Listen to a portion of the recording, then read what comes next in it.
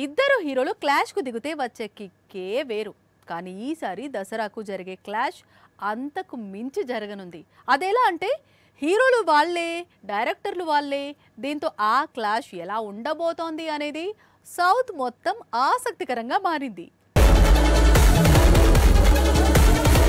ఈసారి దసరా పండక్కి టాలీవుడ్ సంగతి పక్కన పెడితే కోలీవుడ్ నుంచి ధనుష్, శాండిల్వుడ్ నుంచి రిషబ్ బాక్సాఫీస్ బరిలోకి దిగుతున్నారు. ఇది ఆల్రెడీ తెలిసిన సంగతి. అయితే వారి మూవీస్ కు వారి హీరోలు మాత్రమే కాదు, డైరెక్టర్స్ కూడా. అక్టోబర్ 1న రిలీజ్ అవుతోంది. తమిళంలో ధనుష్ డైరెక్ట్ చేసిన ఇడ్లీ కొట్టు చిత్రం తెలుగులోనూ విడుదల కానుంది. ఈ మధ్య ట్రైలర్ కూడా రిలీజ్ అయింది. ఈ చిత్రానికి ధనుష్ డైరెక్టర్ మాత్రమే కాదు, కథా రచయిత కూడా, పైగా తానే నిర్మాత. ఇక అక్టోబర్ 2న కన్నడ సినీ పరిశ్రమ నుంచి కాంతారా చాప్టర్ 1 రిలీజ్ అవుతోంది. ఈ సినిమా ట్రైలర్ కూడా కొద్ది గంటల క్రితమే రిలీజ్ అయింది. కాంతారా 1 దారిలో ఇప్పుడొస్తున్న సీక్వెల్ ను కూడా రిషబ్ రాసి డైరెక్ట్ చేశాడు. హోంబలే ఫిల్మ్స్ భారీ బడ్జెట్ తో నిర్మించింది. రాజమౌళి డైరెక్ట్ చేసే కొత్త సినిమాపై మరో రూమర్ పుట్టుకొచ్చింది. అంటే మహేష్ మూవీలో మరో హీరో కూడా కనిపించబోతున్నాడట. గతంలో ఇలాగే చాలా మంది హీరోల పేర్లు వినిపించాయి, కానీ దర్శకధీరుడు ఖరారు చేయలేదు. ఇప్పుడు వినిపిస్తున్న పేరు మాత్రం ఫైనల్ అయ్యే అవకాశాలు ఎక్కువగా ఉంది. అలా ఎందుకంటే ఆయన మామూలు హీరో కాదు, యానిమల్ టైటిల్ పెట్టుకొని మరీ సినిమా చేసిన హీరో. రాజమౌళికి బాగా క్లోజ్. బాలీవుడ్ హీరో రణబీర్ కపూర్ టాలీవుడ్ వరకు వస్తున్నాడా? రాజమౌళి డైరెక్ట్ చేస్తున్న పాన్ ఇంటర్నేషనల్ మూవీలో గెస్ట్ రోల్ చేయబోతున్నాడా? మహేష్ తో కలిసి స్క్రీన్ షేర్ చేసుకోబోతున్నాడా అంటే అవుననే అంటున్నాయి ఫిల్మ్ నగర్ వర్గాలు.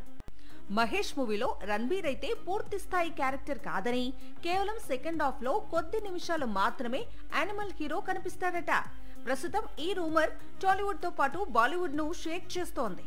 రణబీర్ కు గెస్ట్ రోల్ ఆఫర్ చేసి రాజమౌళి ఒక విధంగా బాలీవుడ్ మార్కెట్ ను టార్గెట్ చేసినట్లే. అయితే ఈ వార్తల్లో ఎంతవరకు నిజం ఉంది అనేది క్లారిటీ రావాల్సి ఉంది. గతంలో ఇలాగే నానా పటేకర్ పేరు, అలాగే విక్రమ్ పేరు, మాధవన్ పేరు వినిపించింది.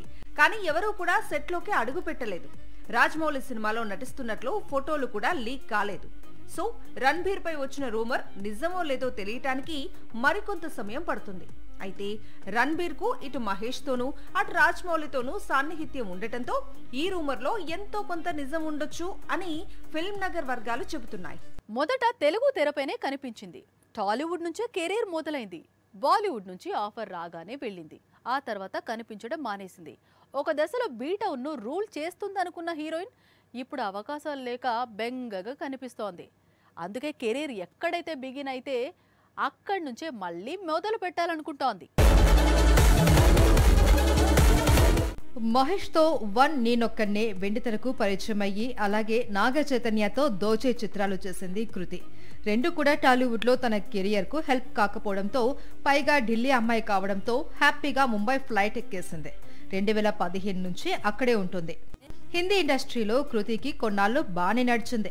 మిమి లాంటి మూవీతో ఏకంగా నేషనల్ అవార్డు అందుకుంది. కానీ ఆ తర్వాతే కష్టాలు ప్రారంభమయ్యాయి.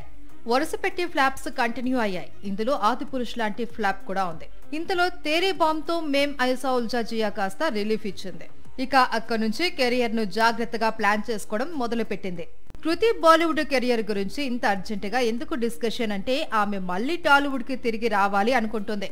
సుకుమార్ దర్శకత్వంలో రామ్ చరణ్ హీరోగా నటించే చిత్రంలో కృతినే హీరోయిన్ అని కొద్ది రోజులుగా ప్రచారం సాగుతోంది. అదే నిజమైతే మాత్రం సుకుమార్ మూవీతో కృతికి పాన్ ఇండియా హీరోయిన్ గా ప్రమోషన్ అందుతుందేమో చూడాలి. దీనికంటే ముందు కృతికి కావాల్సిన బ్లాక్ బస్టర్ పడాలి. తెరపై ప్రేమ కథలో నటిస్తే నిజ జీవితంలోనూ ప్రేమలో పడతారా? గతంలో ఆషికి 2 జోడీ ఇలాగే ప్రేమలో పడింది. ఇప్పుడు సయ్యారా జోడీ కూడా అంతేనట.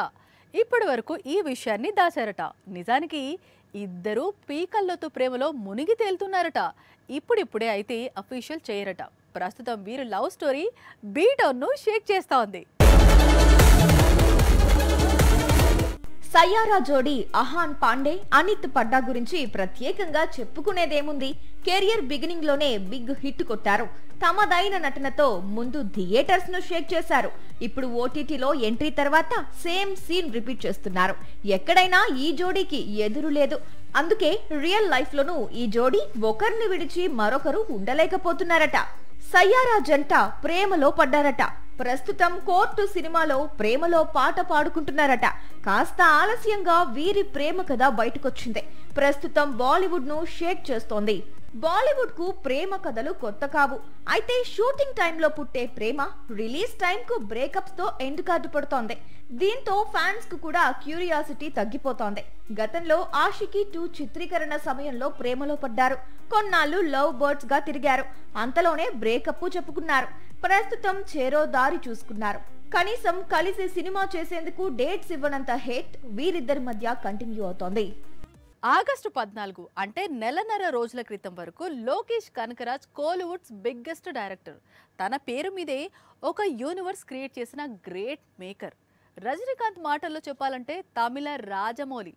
అస్సలు పరాజయం అన్నదే లేదు, అతనికి పోటీ లేదు అన్నట్లు చెప్పారు. కట్ చేస్తే ఇప్పుడు ఒక్కసారిగా కిందకు దించారు. కూలీ దెబ్బకు లోకేష్ కెరీర్ క్లోజ్ పరిస్థితులు తీసుకొచ్చాయి. వరుస పెట్టి 3 సినిమాలు ఆగిపోయాయి పాపం.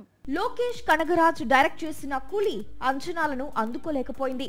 కానీ బాక్స్ ఆఫీస్ దగ్గర బాగానే పర్ఫామ్ చేసింది. సరాసరి 500 కోట్లు రాబట్టింది.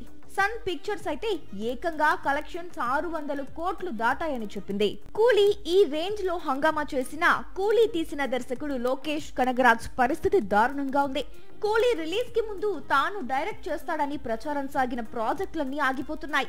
ముందు అమీర్ ఖాన్ తో ప్లాన్ చేసిన సూపర్ హీరో ప్రాజెక్ట్ అటకెక్కింది. ఆమీర్ తర్వాత రజనీకాంత్, కమల్ నటించే మల్టీ స్టారర్ నుంచి లోకేష్ ను తొలగించారు. ఇప్పుడు ఖైదీ సీక్వెల్ కు కూడా బ్రేక్ పడిందని టాక్ వినిపిస్తోంది. ఖైదీ నుంచే లోకేష్ సినిమాటిక్ యూనివర్స్ కు ఫస్ట్ స్టెప్ పడింది. ఆ తరువాత విక్రమ్, లియో లాంటి చిత్రాలు వచ్చాయి. ఖైదీ 2 అనేది ఈ యూనివర్స్ కు చాలా కీలకం. కానీ స్క్రిప్ట్ నచ్చకపోవడంతో కార్తీ ఖైదీ 2 ప్రాజెక్ట్ నుంచి బయటకు వచ్చేసాడట. ఖైదీ 2 మొత్తానికి ఆగిపోయిందని కాలీవుడ్ లో జోరుగా ప్రచారం సాగుతోంది. పేదవాడి పక్షాన నిలబడతాం, ప్రజా గొంతుకై నినదిస్తాం. వాయిస్ ఆఫ్ వాయిస్లెస్, తెలుగువారి మనస్సాక్షి సాక్షి టీవీ. సాక్షి టీవీ ప్రసారాల కోసం మీ స్థానిక కేబుల్ ఆపరేటర్ను వెంటనే సంప్రదించండి.